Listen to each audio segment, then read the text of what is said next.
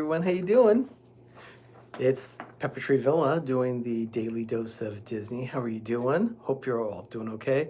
Let me get a little bit more light in here. Just hold on just a second. It's a little dark. Hopefully that helps. And that does seem to help a bit. Hope you're all having a good day. Yeah, things are pretty good around here. It's been pretty busy around here. Let me go ahead and get a better view on this. Trying someone else's office today because the person that I usually use, their office, they happen to be out they happen to be in their office at the moment. So let me try that. So yeah, it's just a bit of an experiment here, I guess. So let me try something else. Appreciate your patience. How are you doing, everyone? Wow, this is really wild. Okay, let's try this. And hopefully this is gonna work out okay. There we go, that seems to be okay. Let me come in a little bit closer. Thanks, everyone. Appreciate the patience on that. It's a little odd for me to do in this place, so I'm trying to figure things out here. Judy, Mike Wheeler, great to see you. Samantha, good to have you here. It's January 29th. Yeah, January 29th, 2020. The month is almost over already. Freedom! Good to see you. Thanks for being here, Freedom. So there's not a lot that happened on this day in Disney history, but we can go ahead and talk about things. Let's go ahead and start January 29th, 1920. Hi, Lorena. Thank you for joining. This is going back to the days when Walt is in Kansas City with UB Iwerks, and they're trying to start something different. And the 1/12 of the year is almost gone, but closer to Christmas. You are so right, Richard, the Orlando guy. How are you? Good to see you. So Walt Disney and UB are working in Kansas City at this time. They have a studio called the Iwerks Disney Art Studio, and they're trying to get things off the ground. They're doing okay, but Walt, on a whim, applies for an ad that he spots in the Kansas City Star, and they're asking for artists at what's called the City Slide Company, the Kansas City Slide Company. And so Walt tries it, and UB also sees it and thinks about it, but the idea of getting a foot in the door at a place like the Kansas City Slide Company seemed to be somewhat intriguing. So Walt applied for it, and he got the job. $40 a month in 1920. So he worked there for more than 2 years, producing slides and 1-minute films that showed as advertisements in movie theaters. And UB continued to work on the Iwerks Disney Art Studio, and eventually that studio failed. And then UB started working at the film ad agency as well. So it was there that they decided that it was going to be, $40 a month they got. So yeah, $40 a month he received for his salary. Juan Rodriguez, great to see you. So anyway, it was at this film company that they decided that their future was going to be in making movies, not just doing artwork. So they thought, okay. And so they both ended up out in Hollywood. And that was in the mid-20s. 1923, I believe, is when they started going on out that way. 1941. On this day in 1941 at the Carthay Circle Theater. Again, Carthay Circle factors in to this one. It was a Hollywood premiere for the movie Fantasia. Now, it had already debuted in New York in 1940. Rob Fuzz, thank you for being here. So in 1940, November, Fantasia had already premiered in New York City, and it was a hit at that point for what they could do in that one theater. But it wasn't a movie that they could roll out to theaters all across the country with what was intended as Fantasound, which was to my knowledge, is the earliest known technology for surround sound. And they called it Fantasound because the music actually moved from place to place. Movie theaters had to specially retrofit themselves with speakers all over the place. And it was one of the stipulations of renting the film for a while, and then they finally relented on that and just started showing the movie. So anyway, the premiere was on this day at the Carthay Circle Theater in Los Angeles. Hi, Pam. Oh my goodness, something's wrong, Pam. I'm so sorry. Okay, let's move forward. January 29th, 1959. Now, I posted a picture of Maleficent on Instagram and Twitter and also used her for the thumbnail, and that's for this specific movie, Sleeping Beauty. It premiered on this day at the Fox Wilshire Theater in Los Angeles. Sleeping Beauty, of course, was based on the same French tale, La Belle au Bois Dormant, I guess is how it's pronounced in French. And the music score was actually based on Tchaikovsky's ballet Sleeping Beauty. So a lot of the music that was in the movie was based off of the original score by Tchaikovsky for his ballet.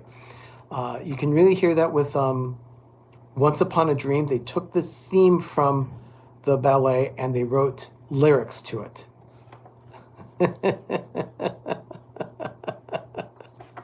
No, I do not mean Angelina Jolie. Yeah, it's a wonderful song. I Know You, Once Upon a Dream.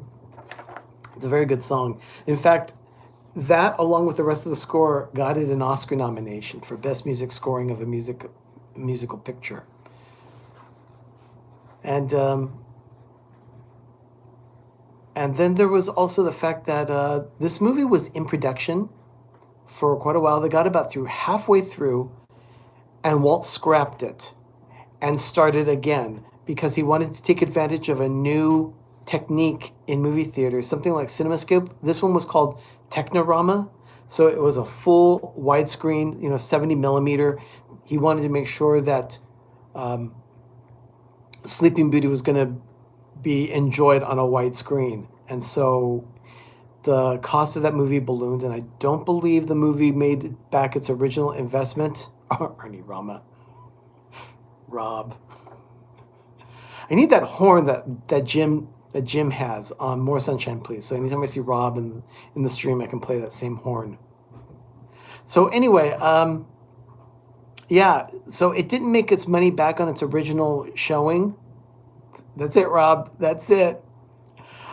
But eventually it did, of course. Yes, Technorama equals Panavision equals VistaVision. Yeah, Cinerama.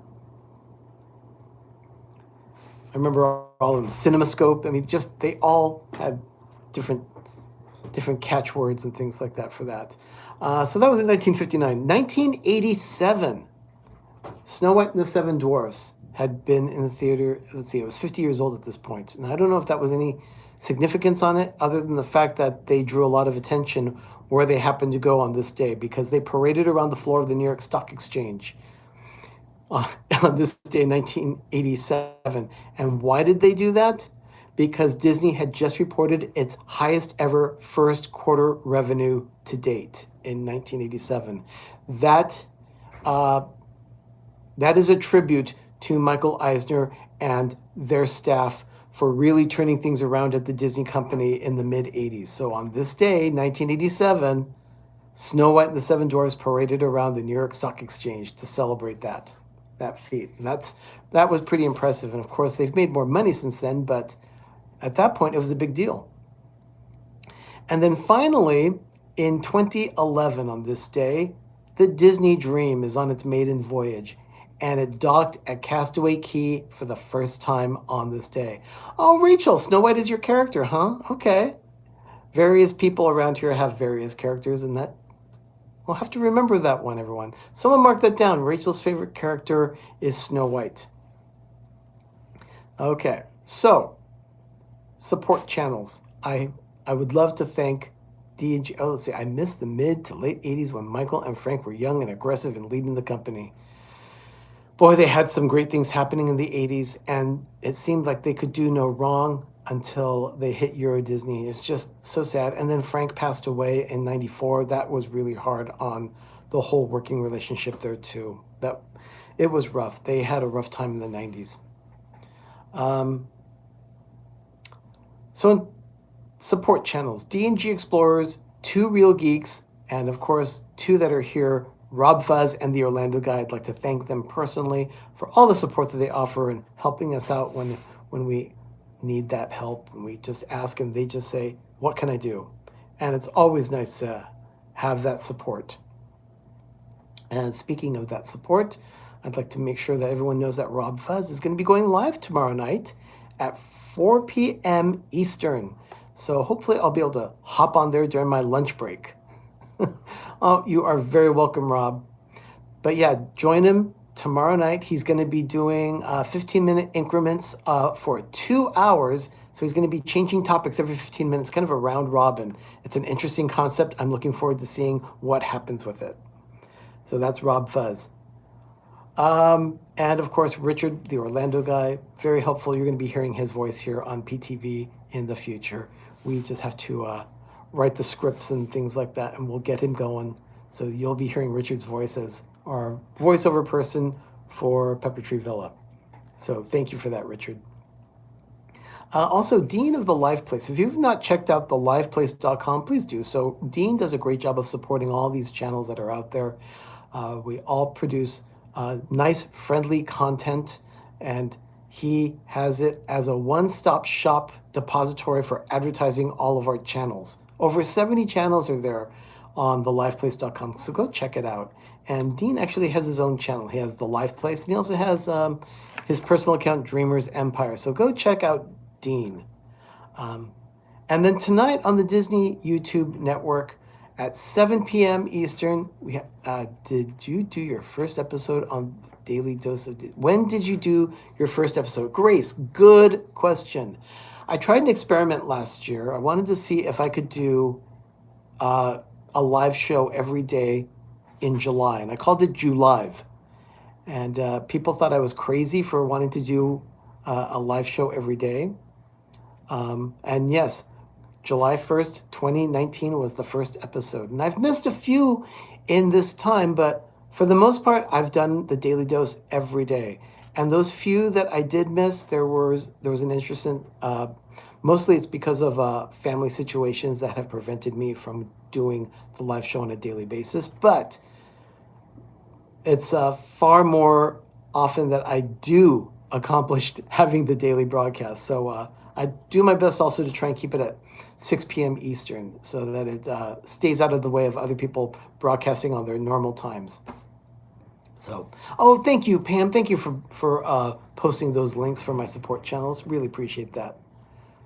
No, it's not easy to create the content, and I am doing the entire year, and I'm reevaluating that. I'm not sure if I'm going to be stopping. Timothy Rainwaters, thank you for hopping in. That's great to see you here on the stream. So I'm not sure if I'm going to continue with the live stream, the Daily Dose, come July, but we'll see what happens because I'm thinking about some things. I'm not sure if I want to do this or if I want to try something else because I've been thinking about other things as well.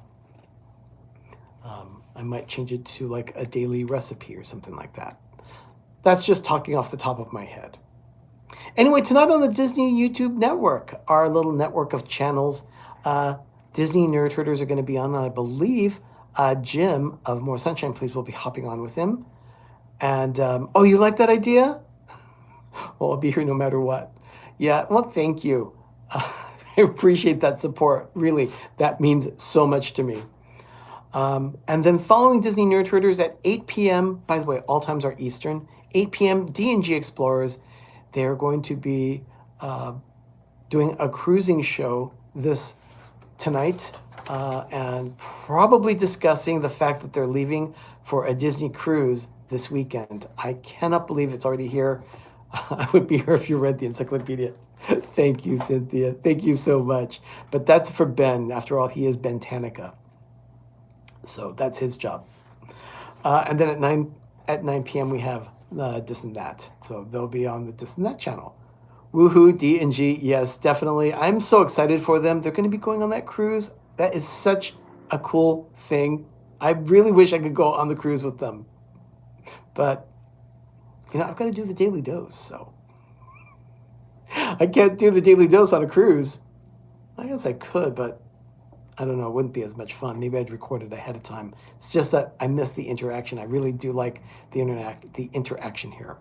And one last thing that I do have on my docket here, and it has nothing to do with Disney. It has everything to do with the villa, and that is that we're under Squirrel Watch 2020 again. Doug sent me a text message this morning and said, the second squirrel has made an appearance, so he quickly got the trap out there and set it up. I don't know if the squirrel has gone into the trap or not. Doug has not told me anything about that. But if that does happen, we will be relocating that squirrel, hopefully at least 4 miles away, because that's what we did with the last one. It's totally crazy. We just do not want any kind of squirrel damage because we know that it could be some real trouble. So yeah, hashtag Squirrel Watch 2020. Everyone, thank you so much for joining me today. Lena, Ms. Papers, Scissors, and Vacations. Oh my, great to see you. So I'm just wrapping things up here, but I'd like to thank everyone for joining me for this edition of the Daily Dose. It's always nice to spend time here with yes, keep squirrels away from Keith. Keith the pepper tree cannot host squirrels. Yeah, they are horrible little vermin. The rodents, I'm just really scared that they're going to try and create a nest somewhere around our house.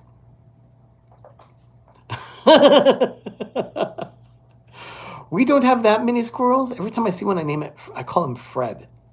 We used to have a squirrel in where I used to live in Oakland, and my nephews started feeding it things like little peanuts and things, and they loved it. Squirrel! But they named him Fred. And Fred gained a lot of weight, so we always knew it was definitely Fred because he was rather a large squirrel. He did like his nuts. And those saturated fats do hold on to you. Oh well.